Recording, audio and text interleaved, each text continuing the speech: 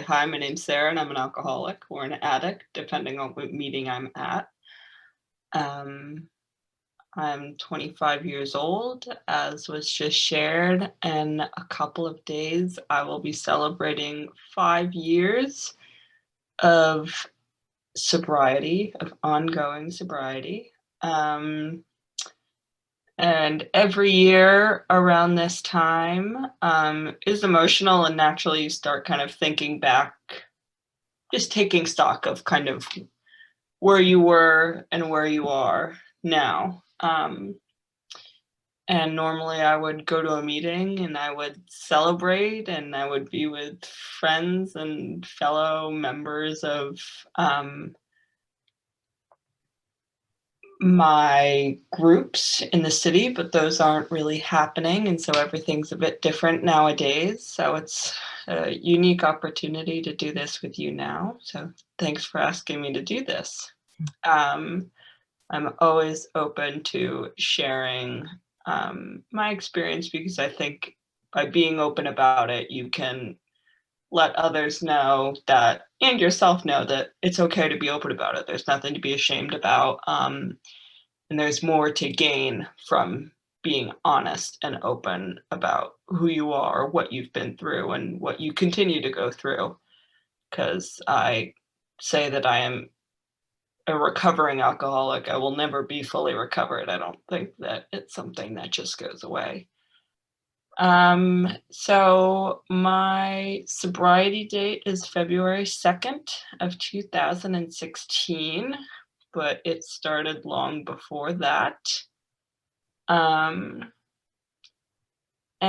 the term alcoholic was, we were familiar, my family, I have two siblings.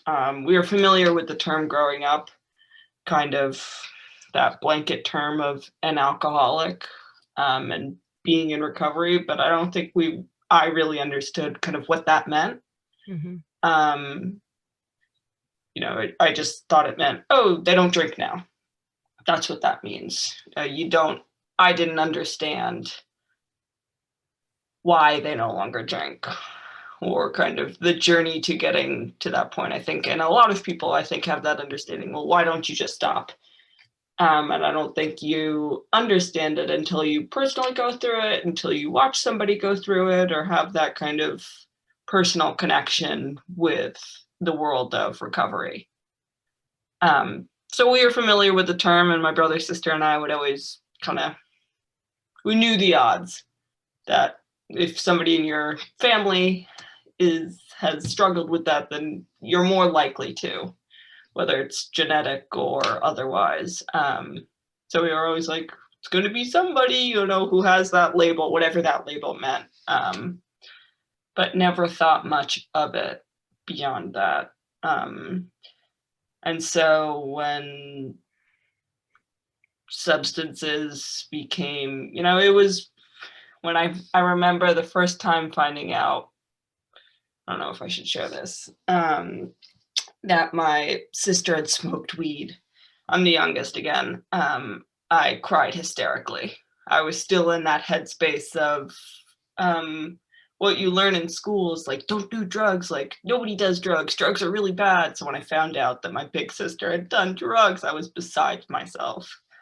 And then I think as you get older, you realize, oh, like, a lot of people do drugs and drink, and it's just a lot more normal than I think, being the youngest, I thought it was. And I think it really started in high school for me, though it didn't become evident to others until mid-college years. And of course, I was the last to realize that I had a problem with it. I feel like that's often how it goes. But it's all in hindsight that I'm able to like really look back and say like, ooh, like that's part of what I continue to struggle with, and even now I'm in the process of quitting nicotine, which is a whole other part of it. That's another thing that's been going on since high school. That's another substance, another thing that was my secret, that you kind of keep from your parents. And same way it was with drugs, and same way it was with alcohol, where it's the secretive side of the disease that's isolating. Um, and I've been able to like trace back to earlier. Um, but growing up, you know, they always say at meetings, I did come from a normal family. I mean, you're looking at my family. I come from a normal family. I had a wonderful childhood. Why me? I don't know. I don't bother asking myself that. I once heard at a meeting, bad parents don't cause it, and good parents don't prevent it. It just is what it is. And you can see my two other siblings don't struggle with substance abuse, and we were all raised in the same household by the same two parents. Three of us went to the same school. You know, it's who cares why? Just that it happened. And so growing up, we were exposed to kind of the term alcoholic, and had a pretty open conversation around drinking and drugging in general.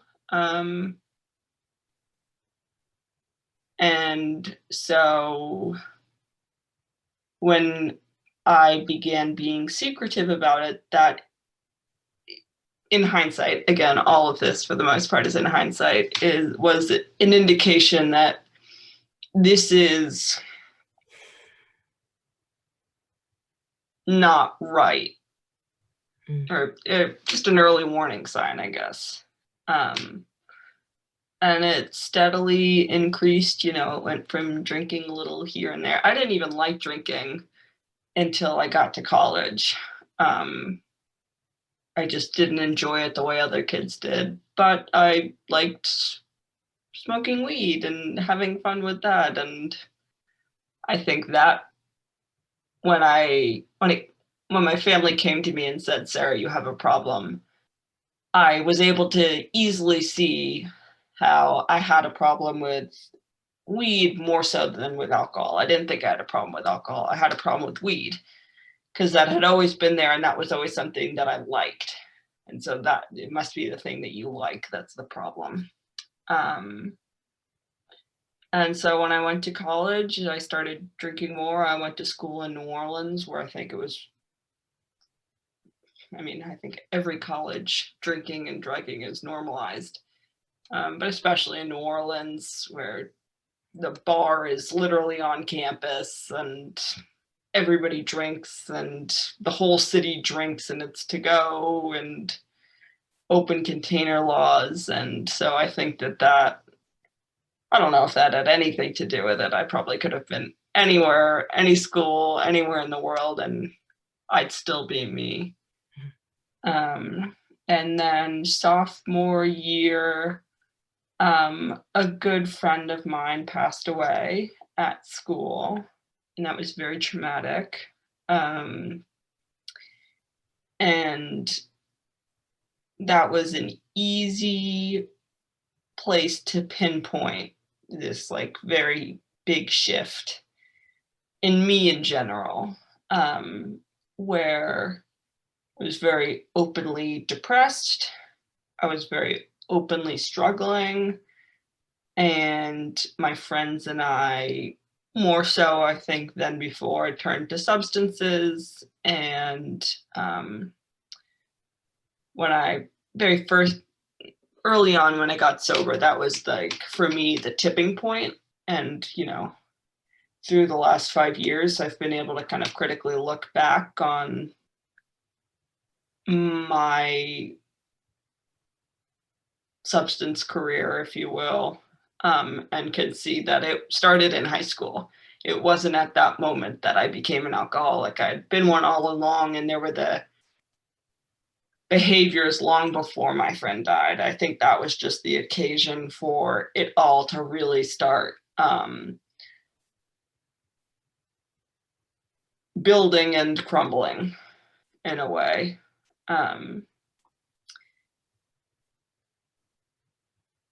And I had always for the most part, always enjoyed school and thrived in school. And at that time, being extremely depressed, extremely traumatized after having witnessed my friend fall to his death, struggled for the first time. And so all of these mental health issues really came rushing into, because everything that had brought me joy before was now a big struggle. I couldn't focus in class. If I even went to class, I couldn't get the work done. Everything was just extremely hard. And as many people know, that's part of depression, is difficulty with things that once brought you joy, and difficulty with concentration, and just everything becomes hard. And so that was kind of like the beginning of the end, of like one of the ends. And so I struggled through school for the next maybe year, pretty unsuccessfully. And the one thing I could do during that time successfully was drink and do drugs. And, I played games all day long. I was with friends all day long. I didn't want to be alone. And that was the fall of my sophomore year. And at the end of sophomore year, I came home. It was all very clear that I was majorly depressed. But it was that following summer that I think my drinking got really out of control, or what looked like was just drinking. I was doing other things as well. It just all became the only thing I did. I really didn't do anything else, whereas every night I would get blackout drunk and wake up and do the same thing the next day. And I think that's when it became clear to my family that I had a problem with substances. I did not see it that way. I saw it as somebody who was depressed and really struggling, but I didn't think that it had anything to do with the external things. I thought it was just me going through a hard time. So I went back to school in the fall, and it was the same thing, but probably worse. And my good friend, who had a complicated relationship with my family, because she came in when I was going down, reached out to my sister because she was worried about me. And my sister came down to New Orleans. She brought me home. The next day, I was off to rehab, because that's what I had been asked to do. I thought, again, I didn't think I had a problem with it. So I went to rehab, willingly and unwillingly. I got out, and so after the 28 days, moved back into my parents' apartment in New York City, and I was doing everything right in terms of I was going to outpatient during the day, and then I was going to therapy, and I was going to my meetings every night. So all those things I was supposed to be doing, and I was doing them. The only thing was that I was drinking still at night. So again, isolated, alone, miserable. And that went on for 2 months. And in the process, just basically tearing my family apart, tearing myself apart, continuing to tear myself apart, really, as I had been doing for years. Until finally I had my moment of clarity. A lot of people call it their rock bottom, which it was, but it was also my moment of clarity, where I had an accident and I realized, like, wow, like, I am miserable and alone, and I don't have to go on like this. And so I woke up the next morning. I was missing a couple of teeth. I was in an apartment that I didn't recognize. I went to my therapist's office, and he said to me, "Are you ready for the misery to end?" Which he had been asking me over the course of the last few months that we had been seeing each other. And I finally got what he meant. Um, and I said, yes. And from that day forward, everything changed. And it's not all sunshine, lollipops, and rainbows. But I moved into a sober living. I kept going to outpatient. I kept going to meetings. I kept going to therapy twice a week. But I was no longer drinking at night. And slowly I started to get, yeah, and yeah, it was, it is a continuing battle every day. But it's no longer for me an option, drinking or, no matter how crappy things might be right now, or if I'm going through something,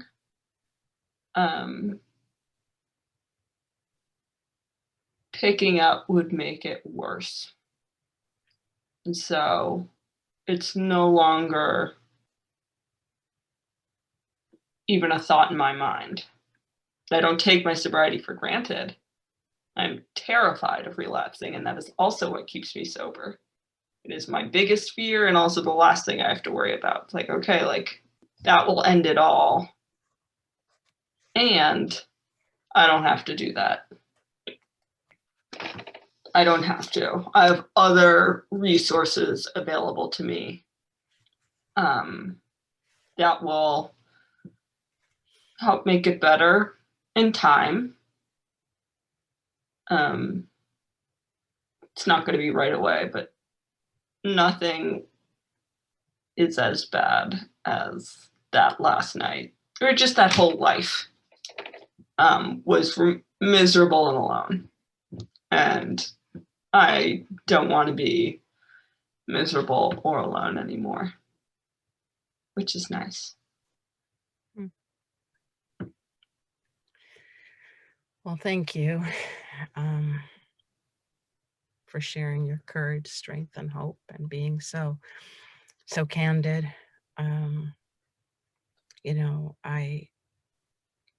it's a privilege for me to be able to hear you tell your story, even though I was there for part of it, you know, and have my own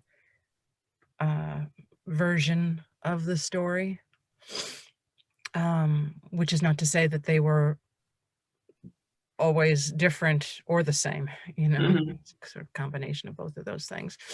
But I kind of smiled when you said that you went willingly and unwillingly to rehab. And I know that when I've tried to describe what it was like to get you there, it's hard for me to describe it because you were and you weren't willing, you know.